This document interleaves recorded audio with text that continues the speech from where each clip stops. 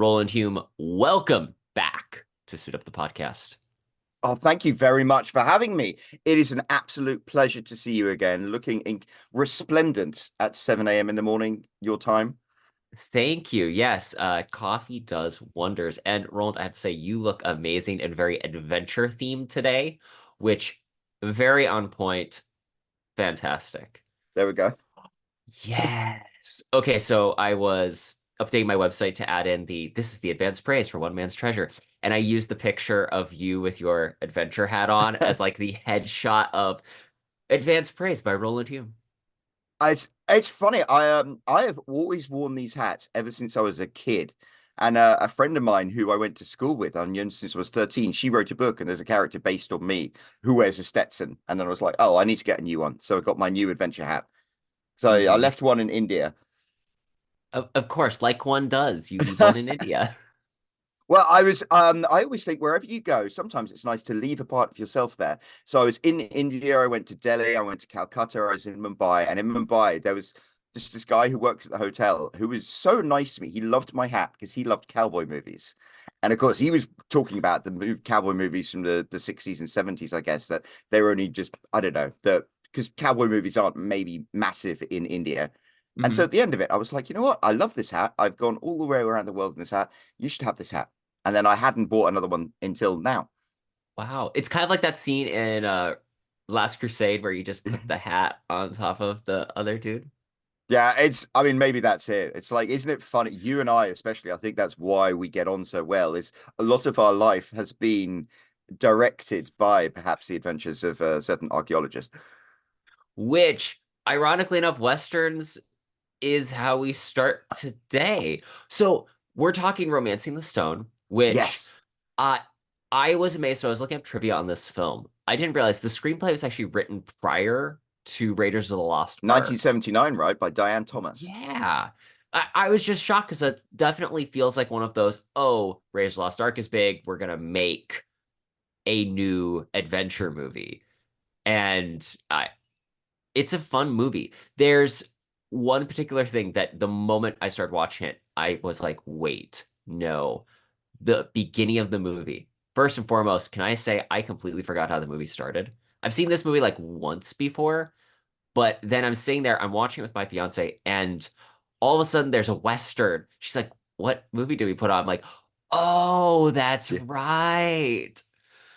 I mean, that's the thing I'd completely forgotten because I probably hadn't seen it in 30 years. And I When was the thought, first oh, time you it's watched it? back probably when it around when it came out. Because Hmm. like I remember being a kid and watching like Ghostbusters and Romancing the Stone and those 80 iconic 80s movies. But I 84 probably was a solid year. it really was a bloody good year. Yeah. And so I just remembered it kind of as having a lot of Raiders of the Lost Ark, Indiana Jones stuff. But now when I watched it, I was like, this is definitely written by a woman, and Hmm. this is a romance tale. I was like, it's funny. They have visually very Raiders things, like when they Hmm. discover that airplane and there's the jump scare with the dead a jump scare with the dead pilot. It's like that's classic Raiders of the Lost Ark stuff, and you can see the influence there. But the actual story Hmm. is is like a romance novel. It's like you have your mousy heroine, and she runs into this guy who's an alpha hole, who's like he's a complete dick to her. Excuse my French. For the but until they start to, and it's weird. That's such a romance Hmm. novel thing. Hmm. Whereas I guess when you and I, being hopeless romantics, when you think of encountering a damsel in distress, it's like you'd think of like trying to rescue her and being nice to her, perhaps. Whereas it's a trope of female written romance about the guy they meet is really not nice to her at first, and then she softens up. Hmm. Which is why, young men, that when you like a girl, you don't treat her the way that you think that you need to be nice to her. Be mean to her for a bit. Pull on her pigtails a little. Isn't that the lesson we learn from movies like this? Oh, I one of the reviews for your last book, Prose and Procrastination, was someone saying like pull on her pigtails, and they criticized that, and I'm just like that. No, that literally is. I was really impressed by that because I can understand you have quite a good grasp of psychology of how women and men think and how they think differently and how their behaviors are colored by that. And that is a very appropriate thing that the kids in school, when they wanted the girl's attention, they would meet her, which of course you shouldn't encourage. Of course, you should However, not encourage this. you weren't encouraging it. You weren't being like, hi, you should bully the girls you have a crush on, signed Terence Mayhew. It's like, no, this is, you were just Mhm. reflecting in your prose a reality.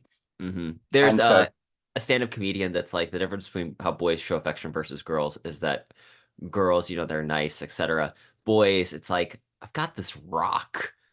And as the blood trickles down her forehead, she will know the depth of my affection. Tim Hawkins, hilarious stuff. I love Tim Hawkins, actually. He's got good stuff about ginger. I know. I mean, we're going Oh, off down a, yeah, down a, we're going off on an adventure. Romancing the Stone. I found out after watching this movie, I mentioned to my mom, she's like, "Oh yes, this was the first grown-up movie she watched at age 8." oh, I was like, that is hilarious. Because I can imagine my grandmother, my grandmother briefly was in a nunnery, watching this movie with my mother and being horrified. the 80s were a wild time. I mean, you think The Goonies, which was like a quote unquote kids movie, Hmm. has foul language and, It's got so also, much horror. yes, but kids love that. That's why we Hmm. loved it. And that's, yeah. And it's something everything is too sanitized these days. Kids love horror. Oh yeah. Okay, and also you mentioned the plane scene. That was probably one of my favorite moments in the entire movie when he starts burning the Yeah, marijuana. now that's what I call a campfire. And I think it's so ironic now. You could, where there are 3 dispensaries within walking distance of me in New Jersey, but you think back then marijuana, that was the devil's lettuce. That was the reefer madness. That would, as he says, this would get you 5 to 10 in America, or centuries in prison in Colombia. And now it's Uh, you can buy it anywhere. so this was the note I was going to make on that opening bit. Yeah. I was listening to the music, the soundtrack that they score it with. I'm like, that's like an actual Western track. According to IMDb, that's actually the theme from How the West Was Won. Yes, when I was a kid, I used to have a cassette tape with the greatest Western themes of all time, and that was on there. So I saw that, I recognized it immediately because I was obsessed with cowboys and westerns when I was a kid. So it's kind of cool. I'd forgotten as well that it opened up with the western. I thought the same thing. I was like, wait a second, what? This is cowboy. And then, oh, and gosh, it was beautifully filmed. It was like the Hmm. eroticism of the you never saw her face, but the Hmm. beautiful blonde, and her top was practically falling off and stuff. And yeah, and then she had a lot of she was, she killed the bad guy. She wasn't Hmm. rescued. And that's what I was like, oh, now I realized that it was written by a woman. It's kind of interesting to see how the roles of, well, the roles of uh all the female characters are in comparison to something like Raiders of the Lost Ark, where you have like Hmm. one female character. But Hmm. Joan as well, like I know a lot of real life successful romance novelists. And what an accurate portrayal of many of their lives Joan Wilder's it was. It's like they're quite well off, so they can live in a reasonably nice place, somewhere like New York City. But yeah, the notes everywhere. As a writer, you must be familiar with that. The fact this is Oh, just, yes. I don't know about this. I wrote a novel, Queen Bee, and at the end of it, I was typing and I literally was crying. I had tears and I wrote the end. And then my kids came in and were like, what's wrong, Dad? And I was like, nothing. I'm a man.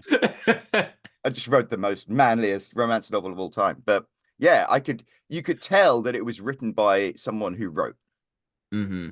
They, I enjoyed my favorite parts were the beginning, a couple of sequences in that as they're getting to know each other, and then the end. There are a few elements where I felt like the middle of the film started to just drag, but I wonder how much of that is. I forget that pacing for movies has changed as Yes. time has gone on. And really, it's more rare for film like Casablanca Yep. or Raiders of the Lost Ark to have pacing that just works eternally. Absolutely. I watched Charade with um Yes, oh Audrey Hepburn and Cary Grant. oh, which is a wonderful movie. But It's an it's like, amazing movie. 4 minute of just Hmm. the title tracks. And I was like, on a television audience wouldn't want to watch that. You could do that in a cinema because you've got kind of like Hmm. a locked audience. But these days, you're right. It's the moment the film starts, you have to grab their attention, whereas you Hmm. didn't in those days, and so they had much slower pacing throughout. It's like writing, though. You think the books that Hmm. have survived, like The Great Gatsby, is Hmm. written very punchy and it's still consumable by a modern audience. Whereas a lot of other books of that period, you read them and they're like sludge. Even stuff by F. Scott Fitzgerald. I tried Yes, writing Into the Night, isn't it? The something like that. I, the Tender is the Night. yes, which is his next one, wasn't it? Yes, and it just feels so slow, Yeah, especially when you're comparing it to Gatsby, because it just you're like, I don't need to know all these characters' backstories. This is why we stopped opening the book with a prologue about the entire life history of the heroine. absolutely. And that's how Hemingway was so successful because he wrote, that's how Jane Austen was so good. You know, Hmm. her writing still stands up now. Whereas Hmm. if you grab a book from the first half of the 19th century now, and it's you probably wouldn't be able to get through a page or two. Well, and okay, so that's something I think that this film did really, really well. Romancing the Stone drops us immediately into everything. They Yes. do not waste time setting things up. They just, these are the characters, this is what she does, and then she gets the phone call about, she gets the phone call asking just, it's blank noise. Yeah. And they have the map, and it just immediately begins. And that's something I appreciated so much because I feel like that beginning, getting the story started, always feels like a chore.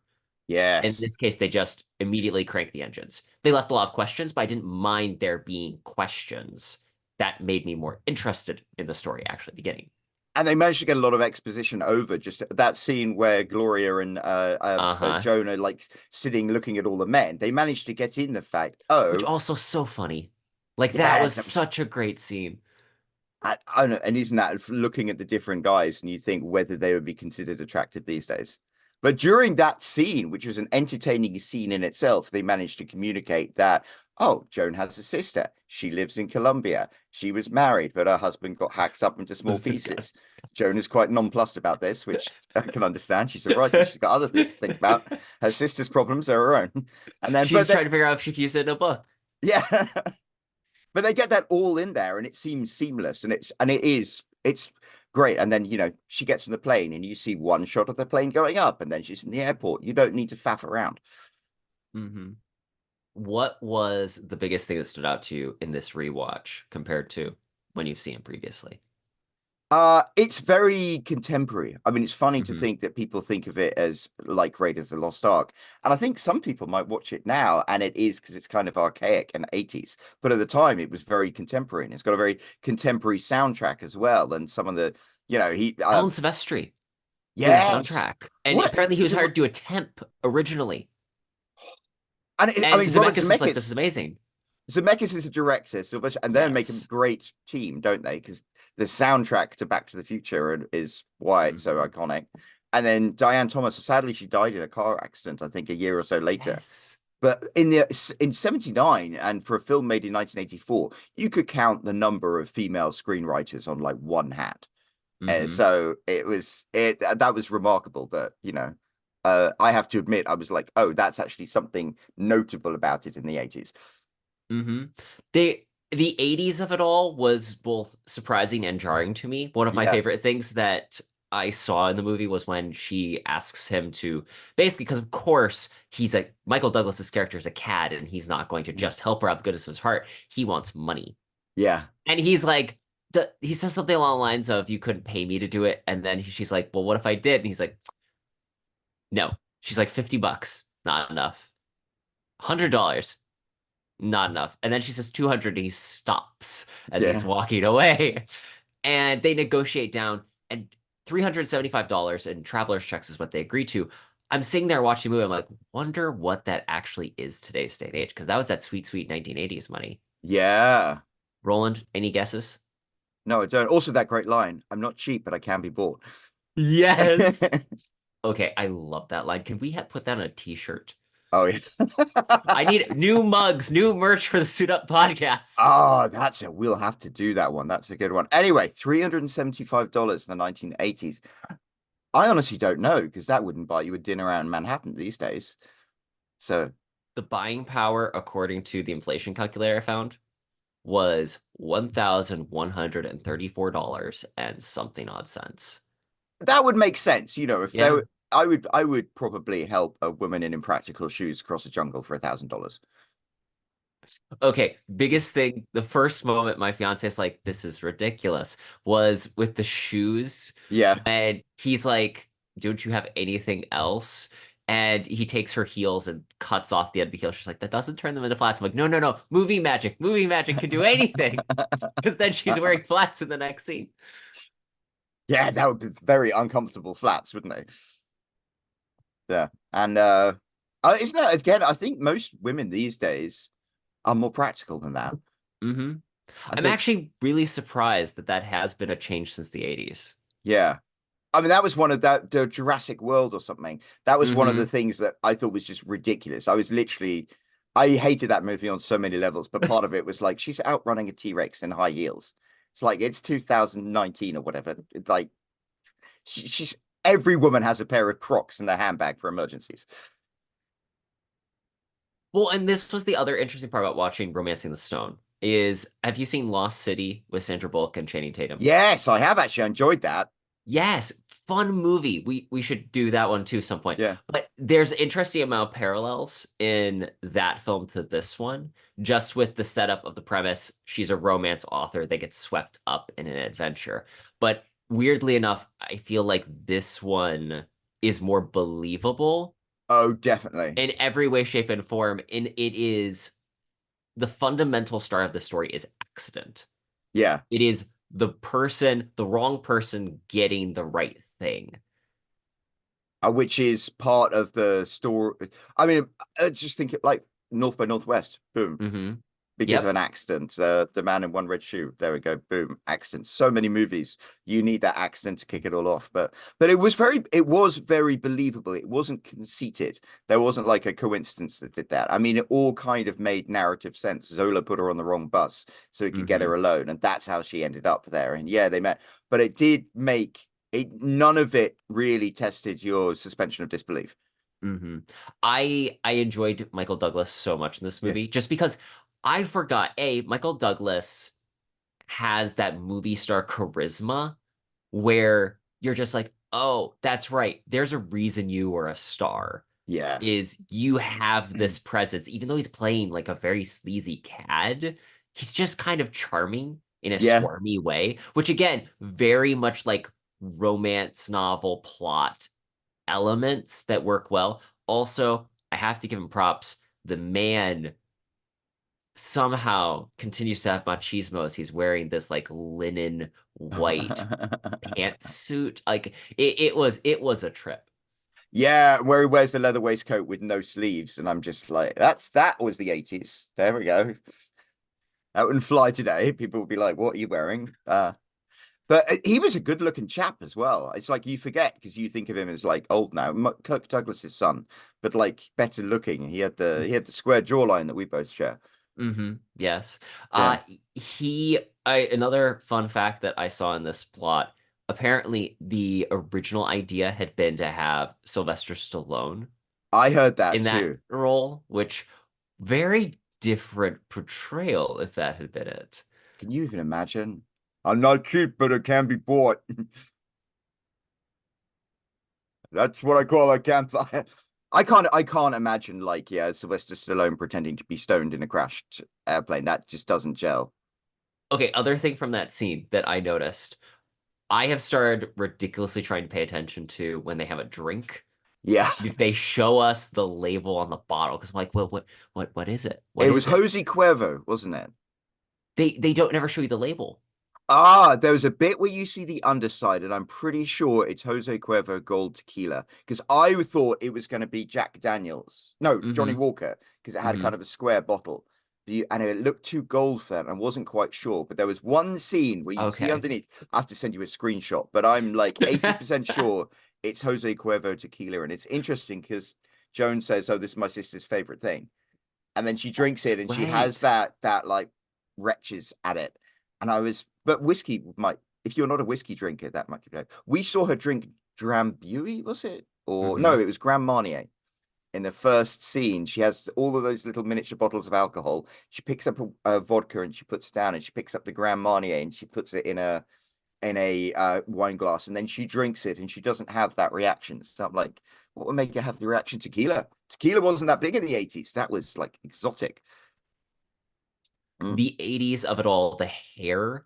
Oh yes. When she like walks out after they've gotten all nice and pretty, I'm like, oh, it's her hair's just like whoosh. And it's funny because for a lot of the movies, she's so mousy. And it's like Hmm. Kathleen Turner in the 80s was probably one of the hottest women alive.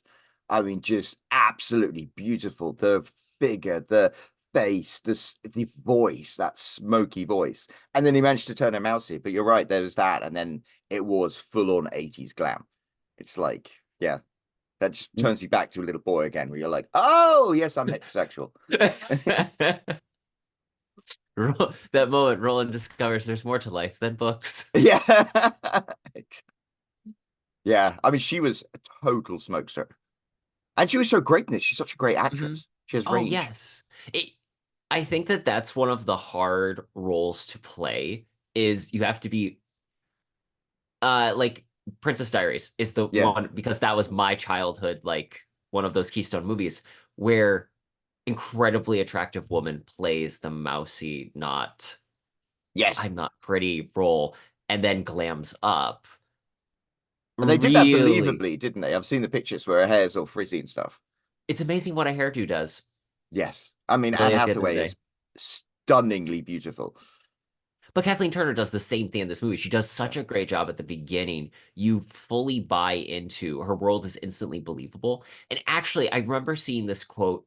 I can't remember what book it was, but the idea that setting a character in their home should do a lot to establish who they are. I remember when we watched what was the Once Upon a Time in Hollywood, Yes. and we did an episode on that with Brian Townsley from Starlight Pulp. One of the first things that like really grabbed onto me when I was watching the film was the scene where Brad Pitt's character, we see his like little shack home, but it does so much to tell you who the character is just by being in his living space. And the same thing happens with Kathleen Turner's character, Joan Wilder. Yeah. Also, be honest with us, Roland. How many posters of your book covers do you have in your home? Well, I have been tempted to do that, but my first of all, my wife is like, no, she's like a couple of Bond posters. I'm very appreciative of that, but I think that might be a bit much. And also, when you're talking, when it's going to be like that, then my bad photoshopping is going to come into effect. I got one poster that looks beautiful, but the hand when he's holding the gun, it's like a little bit warped, and I'm like, when you blow it up like that, that's going to look horrible. But I imagine Yeah. and back in those days, she must to be a novelist in those days, you'd have been traditionally published. So you would have Mhm. been selling like significant numbers of copies. So Well, and I think one of my favorite little touches that they do at the beginning of the movie is there's like a little award hanging on the wall yes, that's like Walden Books Best Romance Novelist, something like that. Walden Books was an actual book chain back then, right? I think so. I don't know if I could Google it on there. But the point being, it does such a great job of setting up. We know that she is a romance novelist. We know she's a very successful one. We know Yeah. what kinds of books she writes. We also know what kind of character she's looking for.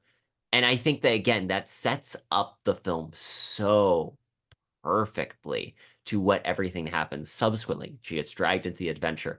And again, Michael Douglas is the worst person to be there, Yeah. but also the best person. When the fan, what was his name? With Pepe. Oh, the cartel boss. Yes, the The cartel boss. John Wilder. Juan, the bell maker. Is John Wilder? Which is, I mean, it's funny. People underestimate the influence that romance books have because culturally we kind of like dismiss romance. And it's like you realize that a significant portion of the female population read a significant number of these books. They're 70% of the publishing industry. And they all go right under the mainstream radar. But yeah, there are fans all over the place. I mean, it's there are authors I know who make very good six-figure incomes as romance novelists. Most people have never heard of, but they sell tens of thousands of books. It's like, yeah. I don't know. It's such an interesting subculture. This is the fans we need to meet, Roland. Yeah. We need to Well, meet our Juans. Juan takes Juan to no one. And this is the kind of clever wordplay that you tuned in to suit up the podcast for. Oh well, I'm an hour ahead of you, so I was like able to caffeinate to that point. You'll catch up. I'll catch up eventually. What was your favorite part of the movie? I think the beginning, to be honest, I kind of, I liked, I liked just seeing how she was living, and it was believable as a romance author. There was that dance scene as well, which is of Mm-hmm. course iconic, which I believe you probably read the same thing as me. It was filmed, it was just there. Michael Douglas just started dancing with Kathleen Turner, and they started filming just because they had that chemistry together. And there is, I think, it stands out amongst the rest of the movie. They have great Mm-hmm. chemistry throughout, but there was something like really organic and real then. It really does. When you're watching the film, that scene, like the I really debate again, this is where the pacing thing started grinding on me, was every scene in the film is a scene that should be there. I Yeah, just felt like we pushed them around a little bit more or less in the right places a couple of times. But that scene was one of the high points for me where, oh, this is exactly the scene that needs to be here at this point, at this stage in the movie. And I can't imagine the film without it. It just wouldn't have the same, like you said, an organic, resonant moment for the characters. Just you're there and yeah. you enjoy the time. And I think that that's something that gets dropped by the wayside sometimes when, as much as I like the breakneck pacing that a lot of our movies have now, but we lose those moments of actually thinking the characters are enjoying themselves because they're moving, moving, moving. Whereas in this film, they do a good job of, oh, they're in this place. They are going to actually enjoy it. Also, Danny DeVito sneaking under the table. That reminds me, Danny DeVito in this movie. Did you feel like that just felt ancillary and not integrated sufficiently? Because I remember watching Jewel of the Nile better, and I remember him being better integrated into the main plot in that film versus this one. Do you know, it's funny. You think of like the 1967 Casino Royale or Smokey and the Bandit 3, where basically they're almost like two movies smushed into Hmm. one. And there's a separate movie going on, and Danny DeVito has his own separate movie that's there going through that sometimes interjects. But for the most part, it's like a different story. That was another thing, though, I really liked about the way that they had that scene after they get the jewel, Yeah. the El Caron, not El Caron. And, uh, He does wild Googling. Carazone. El Corazon. This Yeah. is why I'm from the Midwest, Oh, because yeah. I'm tragically American and barely can pronounce French words like Des Moines. But there's the scene where everything starts converging at once. They've Yeah. got the jewel. Ralph has stolen the jewel, Danny DeVito's character, and then the Zolo. I, Zola. Yeah. every time I heard his name, I'm like, Zorro? This isn't that movie. But they have everyone converge at once in one spot in a field, and it's definitely more slapstick, which again, though, Yeah. I think lends to Zemeckis's talents. And they do a good job of trying to keep where everyone else as a character was. The thing that really surprised me, though, was how horror themed we started getting at that final, the climax part of the film. I mean, the fact that Zola loses his hand is like, I mean, again, I'm like, you can tell it was written by women because women are far more sadistic in their writing than that, than men can be. If you ever read a good like dark Patricia romance novel, Highsmith. yes, like so. That was and it gets quite intense. It's a lot in many ways. It's a lot more intense the whole way through the movie than say Indiana Raiders of the Lost Ark was. I don't know if you Hmm. ever felt that like Marion was really in jeopardy, although there was a great scene where the Nazi guy takes off his it takes out this weird tool that you think is some torture device and it's just a coat hanger. That I have often said, like, I want if I ever want movie props in my house, Yeah. weirdly enough, that's like the one thing I remember seeing in a movie as a kid that I'm like, I want that because it looked so cool. Yeah. But it's you have the horror and the intensity. The sister gets kidnapped. She's on the Hmm. phone being like, "They're gonna cut me. They're gonna burn me." And it's like, oh, these are real things that can happen. Whereas we tend to like sanitize men who write stuff tend to kind of sanitize the risks that women face. In fact, it was Hmm. very interesting how you approached that in this book because Oh, you thank want you. your bad guy to be a bad guy, and bad guys do very bad things, but at the same time, you want to keep this a light-hearted adventure novel where you want your female character to be in jeopardy, but you also don't want to like I don't know, make it put just get really intense with it. So you balance that very well. Thank you. I think that that is something that is a delicate balance, especially for Yeah. something that is. I wanted to write the book that I would enjoy at like age 14, 15. Yeah. And trying to have it be realistic to a certain extent at that age is a very tricky tightrope because there needs to be what would the actual danger be. I remember one friend read it, he's like, I don't think that your character Mallory would like bounce back from everything as well as you have. I'm like, you're right, but we have to keep the story moving. And I Yeah. think that they do an appropriate job in Romancing a Stone of giving the characters enough time to either they can't slow down and that Yeah. the adventure keeps going, or there's a logical reason how to get to point A to point B that they would keep going on the adventure. Because so much of what we do as storytellers is we have to convince an audience that the character has the opportunity at some point to get off the bus, off the Yeah. adventure, but keep going on. Yeah. And that's a hard thing sometimes to actually justify and rationalize because we can't make it too easy for them to get out, but we need to give them a reason to keep going. And having the sister kidnapped is a great way of just propelling the plot.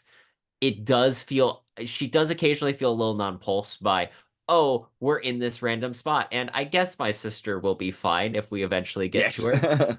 But they still do a good job of having those road trip elements.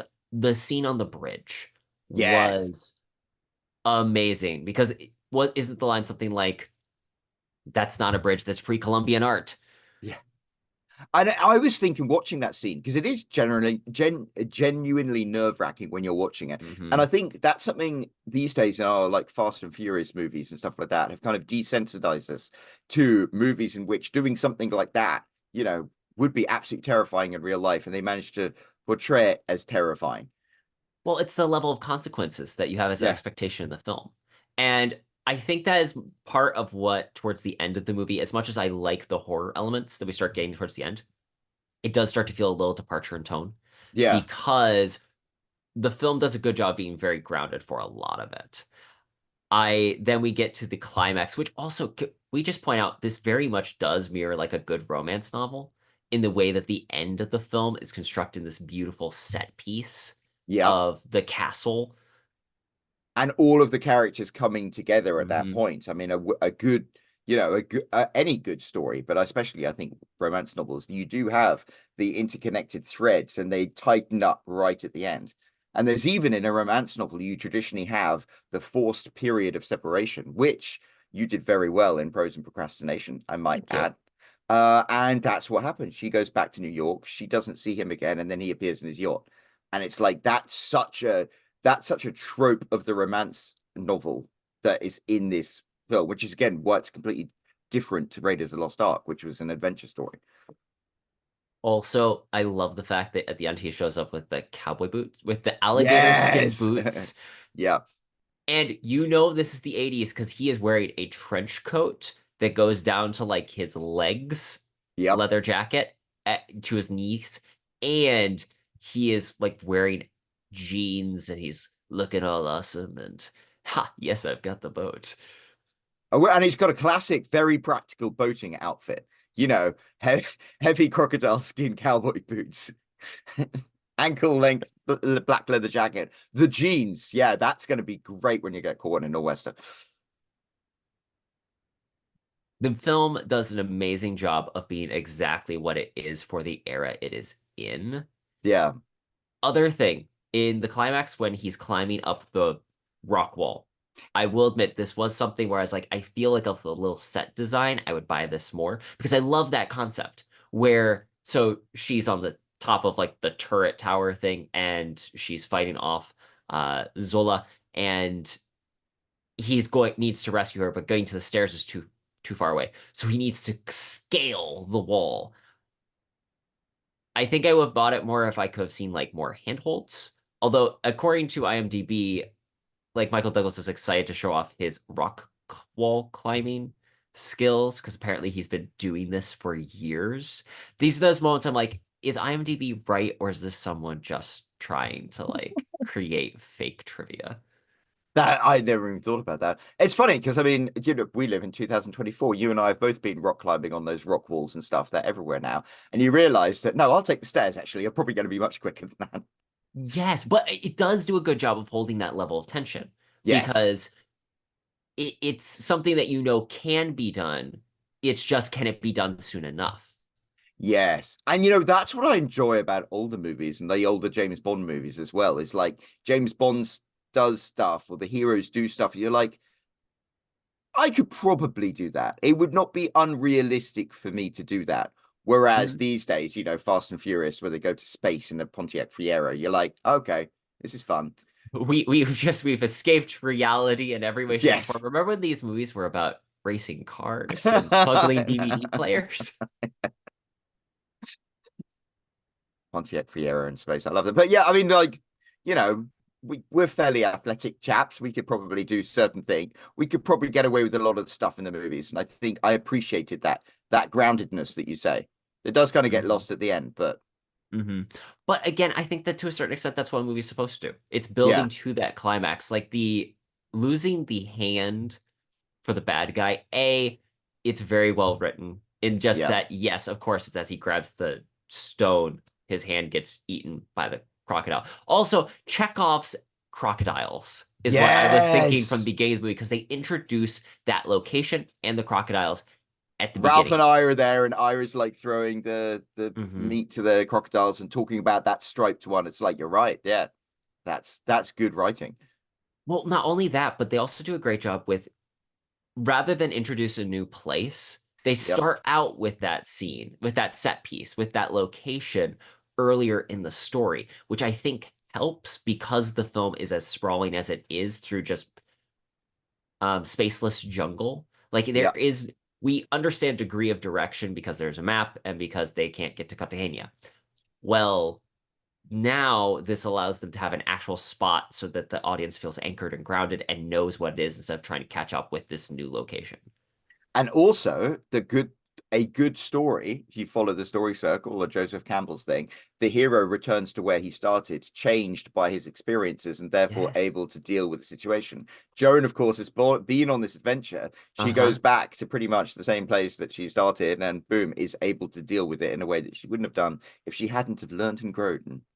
Actually, that's a really good point because I missed that in the watch. But at the beginning of the film, we see her in her normal home, in her normal environment. Yeah. We see her try to talk to like a street hustler who's like trying to sell her the monkey thing. And then at the end of the movie, before she sees Michael Douglas in the boat, she's walking home in that confident, now I'm 80s glam girl way. And there are the street hustlers like trying to get her to buy stuff, and she just kind of breezes past them. It's because It's she's a very subtle change, but it really is a great way of demonstrating how she has changed his character. and I think again talking about like the everyone compares it to Raiders of the Lost Ark. Joan is the main character in this movie. hmm And like Jack is there and he's the love interest and stuff like that. And I think we often look back and we think that he's the star, but really she's the main character, very much so. Realistically, that's where it would have been interesting to see someone other than Michael Douglas in the film because I think that it's more because we think of a Michael Douglas movie versus Kathleen Turner. But you're right. He is very much ancillary. He's a part of the plot, but he is the second fiddle. He's almost more Yeah. of a supporting character for the story rather than the protagonist. Which that's I find kind of interesting. I think last time we talked about there was a movie called Jake Speed, which you have to find sometime. It's the most it's 1986 movie. It's kind of a complete ripoff of this. She goes to Africa and Oh meets my this. goodness, this film looks amazingly bad.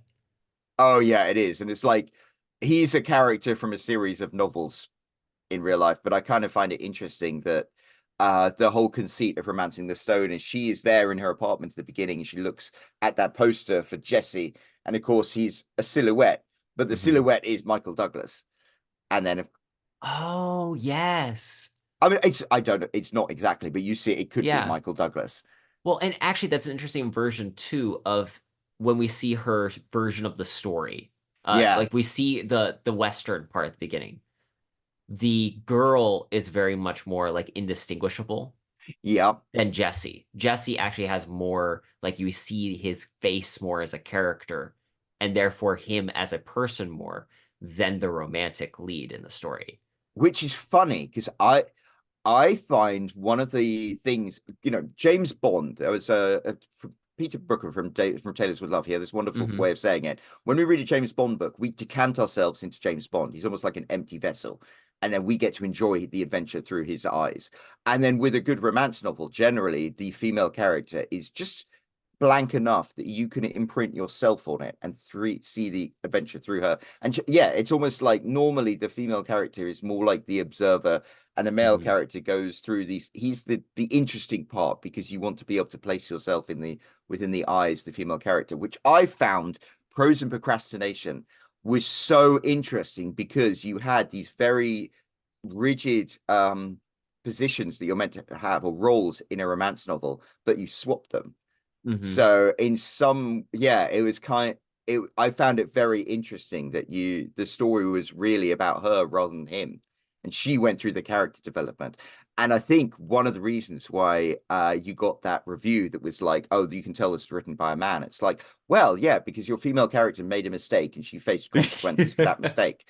And that's not something that all women, when they're reading books, want to actually read. But I found that really interesting. Anyway, it was just it's so interesting how you have these rigid roles in a good romance novel, and you're right. It's like normally the female role is kind of left a little blank so you can insert yourself in it. Hmm. Again, I think that they did such a great job in establishing the characters then for the story. The beginning part does so much heavy lifting to get you then on the adventure. I even love the fact that they set up that she's writing Western Yeah. themed romances because it is just different enough from the adventure we're about to go on. If it had been that she was on a Western adventure, it'd be like, okay, it feels kind of lame at that point. But Yeah. because the Western and the adventure story have so much like pull together, so much crisscross, so much synergy, to use the corporatese, we still feel like she is getting a degree of catharsis in her actual adventure that she would have in writing a romance novel. And then down to the fact that, shocker, at the end of the book, she has written the romance novel version called Romancing the Stone, which apparently is jewelry, like a jeweler jargon. It's like as you're Oh, preparing the stone to be like set, you are romancing the stone. I did not know that. I learned something today. There we go. That's always educating us. The more you know. Yes. So yeah. And and then they made Jewel in the Nile. I can't remember Jewel in the Nile as much. But and Kathleen Turner and Michael Douglas, their chemistry was insane. I know they made Mhm. that War of the Roses later. Okay, I was gonna ask because I was looking through IMDb. I was like, okay, what else have I seen her in? What else has he been in? Because I mean, it's Michael Douglas. He's been in so Yeah. much. But what was funny was when my fiance, who's only ever seen him as Hank Pym in the Ant-Man movies, she's like, why does he look familiar? I'm like, well, That's what I was going to say. The interesting thing to me that differentiates this movie from modern movies, in modern action movies, they have that breakneck pace and hmm. you have a female character in it. But normally what happens is they go on this adventure and they're almost like best mates. And at the end, the movie ends and they look towards each other. And it's almost got to the point where she rolls her eyes and goes, yeah, I guess I have to kiss you now. And it's Hmm. like, oh, they're kissing. But there's really been no chemistry between them or thought that there's going to be a romance until this point. Whereas in Romancing the Stone, there is very much a seduction, and it's very much a Hmm. seduction that a woman would write. Starts off, he's the alpha hole, he's horrible to her. But that's actually something that you want in a guy, because you don't want a Hmm. guy who like, oh, you're a damsel in distress, let me To help you. use Because you, modern language, you don't want a simp. yeah, you don't want a simp. You don't want a simp because a simp is weak. And you want someone who's out for himself who can provide. But then he makes himself vulnerable. He talks about, oh, I came here on a like what was it, a coal ship or something like that, and we stuck here, and I just want to go on a boat. And she's looking up at him. I know she's meant to be stoned, but she's looking up at him almost adoringly. I think that that works so well though, because Yeah, there are moments that scene itself, like you and I have written this scene. This is what happens in the story. Eventually, the characters are around the campfire and talking about like their vulnerabilities. yeah, Deadpool Wolverine actually even has the scene where Hugh Jackman's dead Wolverine is staying there and he just starts telling his vulnerabilities. This is a scene that needs to happen in the movie. What I love is that this one, because they have it that he's stoned and drunk, you yeah. 100% buy that he's just telling his entire life story, despite being the character who doesn't share and open up. Yeah. And it's well written, and it's written, the believability and the groundedness of it. Partly it comes from stuff like that. Partly it's, oh, I think I could do these stunts, maybe. But also it is, yeah, this is how a human being would react in a situation like that. She does a very good job writing it. It's like, yeah, if they're in a plane, they're both stoned, they're both drunk, they've both been through all of that crazy stuff. I like it. It's believable. But then there's a scene where they dance together, and it's kind of, Hmm. again, that's a seduction. And it's like in a romance novel, you have to be seduced. You have to go through building this rapport with the hero before you have the climactic kiss at the end of the movie. And I think a lot of Hmm. modern action movies skip all that, and they're like, oh yeah, well, I guess it's like they have two action figures, and they're like, Hmm. now kiss. Now, kiss. Well, this is another interesting about the 80s films versus modern. So, like, this is a PG movie, yet Yeah. there's a lot of bare flesh in this film for Yes. being a PG movie because this was prior to a lot of rating system stuff. And, like, I think that going back to Terminator has a sex scene. Yeah. Like, that is a movie where it's obviously it's a part of the plot, actually, but realistically, you watch that film and it's like it's jarringly different from the Because it's rest of the quite an movie. explicit sex scene as well, actually. Yes. Yeah. I- my poor mother, she was like, "Oh, of course the 15-year-old can watch Terminator. It's just like an action movie with all this stuff." Then Ted's like, "Oh, boobs." It's the 80s. This is what happened. But my point with that being, 80s films really did have this sense of chemistry between characters, Yeah. and romance was a driving factor. Getting the characters in bed together was a driving factor in these movies. It wasn't that it was the goal, it was just taken as a part of the story. Yeah. Whereas you're right, today's movies, like I was thinking about pick most PG-13 movies, a lot of the film is sexless. Yeah. There's very little. The MCU is actually a great example. It's the first film we have Tony Stark being the womanizer. And then really after that, it kind of drops pretty strong. And most of the relationships between men and women are very, very platonic in nature, even when they're meant to be romantic. Even Sun-Chi and the bring, like, there is no romance in that. It's like, yeah, there's one point where it's like, oh, are these two together? No, they're Mhm. not. They're just friends. No romance whatsoever. Have you read any Alistair MacLean? Oh, yes, I have actually. I just started getting into it, and one of the things that surprised me is that he does occasionally include romance in his adventures because they're very men dominated in like the uh Guns of Navarone style, where it's Yeah. this ensemble cast of men being men Doing a and very they manly thing. doing very manly things, but no women. Yeah. And there are one or two books where there's a female character that's like, oh, this really does feel perfunctory and like Yeah. zero chemistry between the characters. Whereas I think that something Romancing the Stone has done well and is an example that we don't get today is that the romance was actually a primary element of the movie. It's like if we were to take Raiders and this and compare the Yeah. scripts, the A plot, B plot, it's just they switched the A plot and B Yes. plot, it feels like. Which is so funny because I always use Raiders as a great example of like, hey, you could switch it and it would be a age gap second chance romance novel. You know, age gap that potentially could have legal consequences this day and age, but I ordered like I got the pile of paperback Indiana Jones books, Oh yeah. like by McGregor and McCoy. And in it, I actually did get the screenplay paperback Raiders of the Lost Ark. That is the thing that contains the line about like the age difference between Marion and Indy. And I'm looking forward to giving a read just so I can put my eyes on that legendary moment where people like, oh Yeah. no. Oh, Indy, you're on a list. So I have to fly everywhere in these private charter boats because you can't fly on regular things. Okay, that's also one of those things that watching this movie, I was like, oh, that's right, pre-TSA days. When she flies Oh, into that airport and there's a pig, it's like, oh, and that's the other line Juan has that I died laughing when he's like, no, no, I can't run over my favorite pig, which people take their pigs very seriously. as they should. So, what are your final like wrap-up thoughts here? Romancing the Stone. Is there an urge that you suddenly have to write a Colombian romance?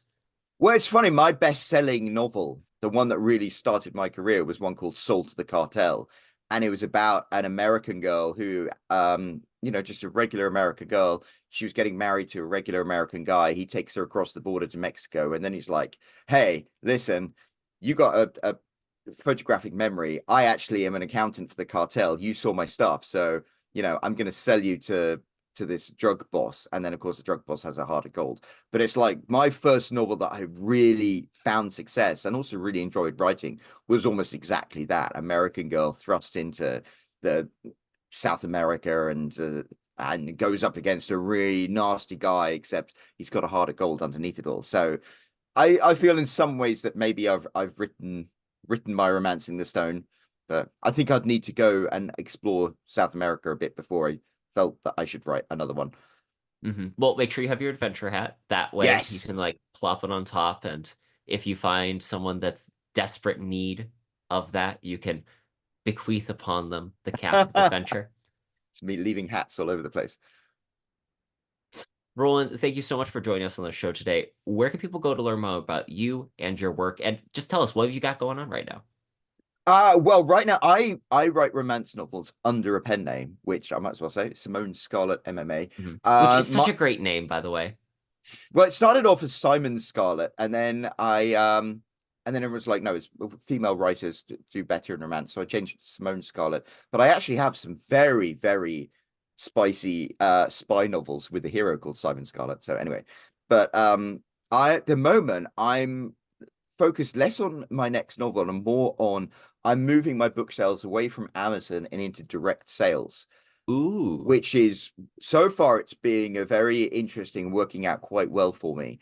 And it's just interesting how, as a writer, obviously we want to write books and we want them, but hmm you also want people to read books and you want to be hmm successful. And ideally, you want to be like Joan Wilder and living in your Manhattan apartment with your cat. And so you need to sell a certain number of books on that. So I want to not just be a writer, but also be a commercially successful writer. And I've achieved hmm a certain level of commercial success. And I want to increase that. And that's what I want to do. I want to be able to travel the world and not have to worry about other stuff and just, say, oh yeah, I'm a writer. You need a sailboat. Yes. Just get Well, on a sailboat, and then you and your wife can sail around the world as you write. Forget about the kids; they'll be fine on their own.